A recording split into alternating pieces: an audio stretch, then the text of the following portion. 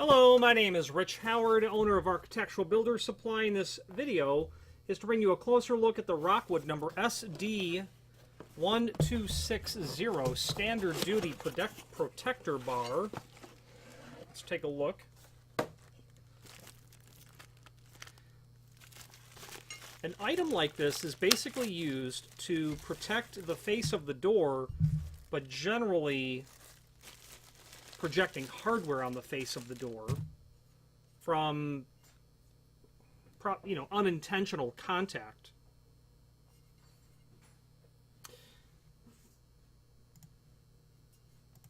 And an application of unintentional contact would be something, you've got a door held open, or you have a door and someone's going to make contact with it, maybe a cart, or you have a long hallway that's relatively narrow and you're going to pass a cart down that long hallway, and you really want to have that cart just bounce off rather than hitting the nice expensive lever trim or maybe exit device that's on the door. So there is a couple of documents down below. There is one called product brochure, and then there is another called mounting drawings. Let's take a look at the product brochure first.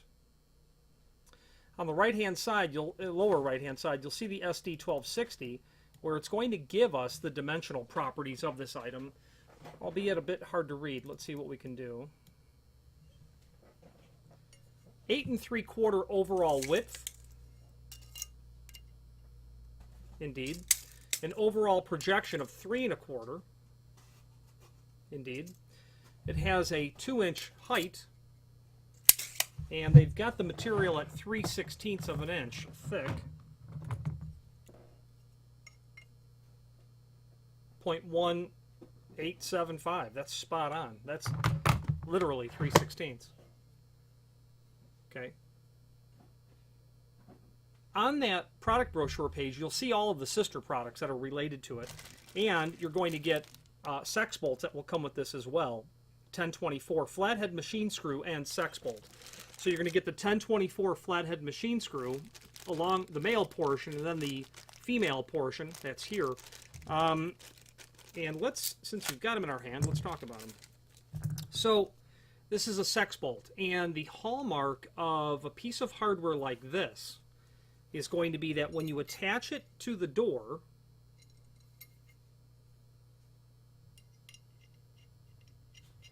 like so, probably going to get to about there, right? I'm just tightening it. It would not look like this because the thickness of the door would be inside of here. The hallmark of a piece of hardware like this is going to be that you will drill a hole for the body dimension of the female portion. That hole size is going to be different than on the opposite side, the opposite side of the hardware, and they've got this at 0.308, 0.308. So I drill a 5/16 hole, and I would insert this in. However, on the opposite side, where the OD of the threads are 0.184, I might be tempted to drill maybe something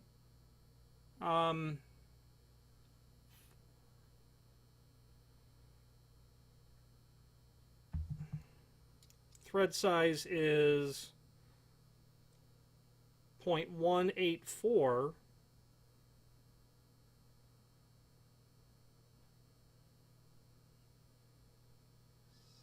Maybe 7/32 of an inch. 1/4 inch would work too, but I'd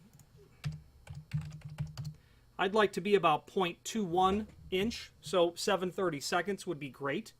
Why the two different sizes? Well, here's why.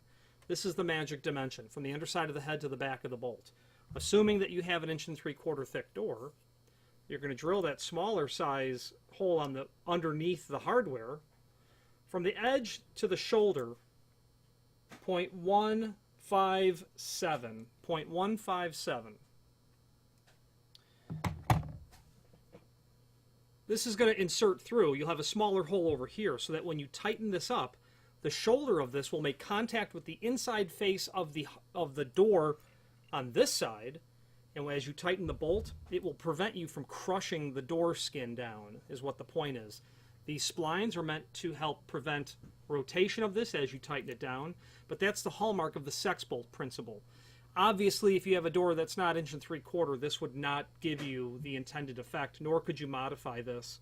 I suppose you could find yourself some round conduit of the right ID and OD if you had a thicker door, but that might be somewhat of a challenge to get that installed.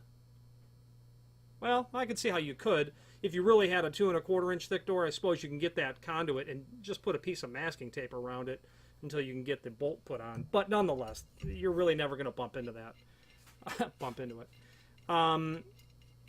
That's why they send these with sex bolts. So they're assuming that you're putting it onto a hollow metal door. But if it's a wood door, still use the through bolts or sex bolts. Now, on that link to the document called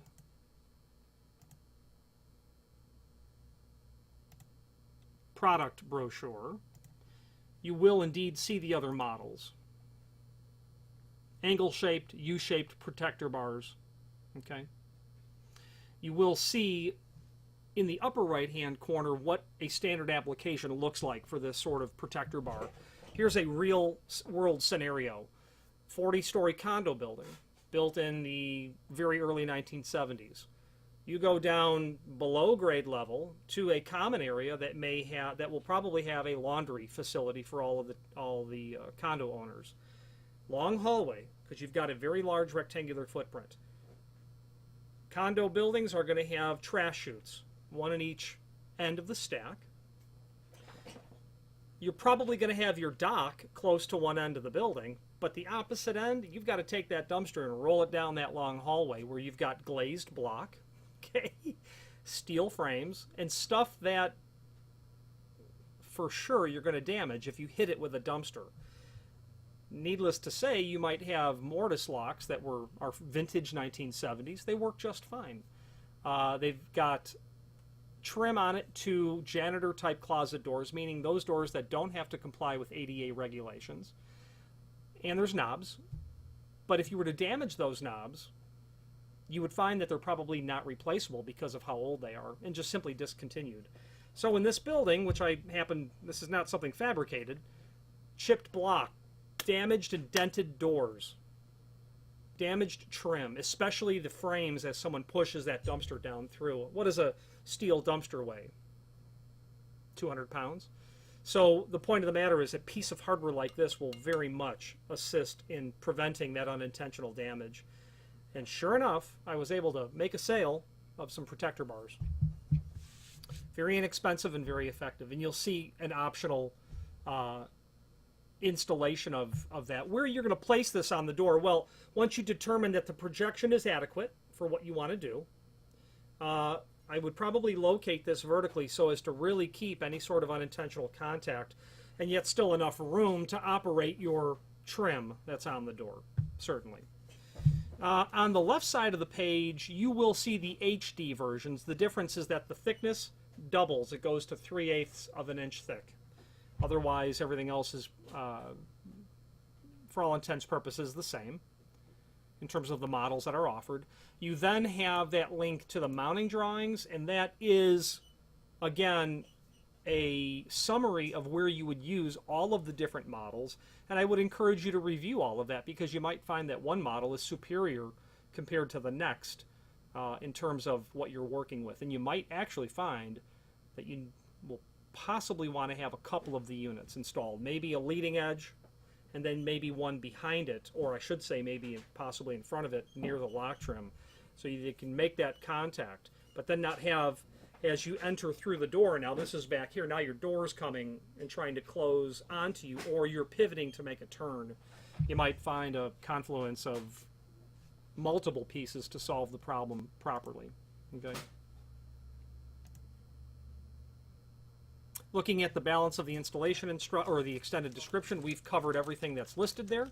Finally, there's a link below this video to the manufacturer's page where you can pull up not only all of the Rockwood products that we sell, but also a link to the manufacturer's website, as well as a link to the full product catalog. If you have any questions on the Rockwood, this is their part number SD1260. And by the way, 630, that means a couple of things.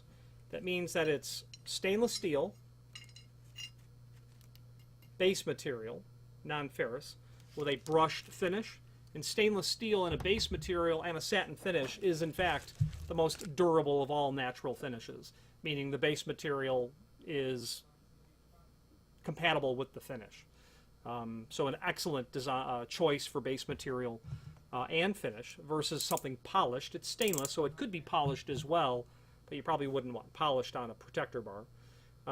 Finally, there's a link below this video to the manufacturer's page where you can pull up not only all of the Rockwood products that we sell, but a link to the manufacturer's website, as well as a link to the full product catalog. Any questions on the Rockwood part number SD1260 in a 630 finish, or any other Rockwood product, please feel free to reach out to us. And thank you.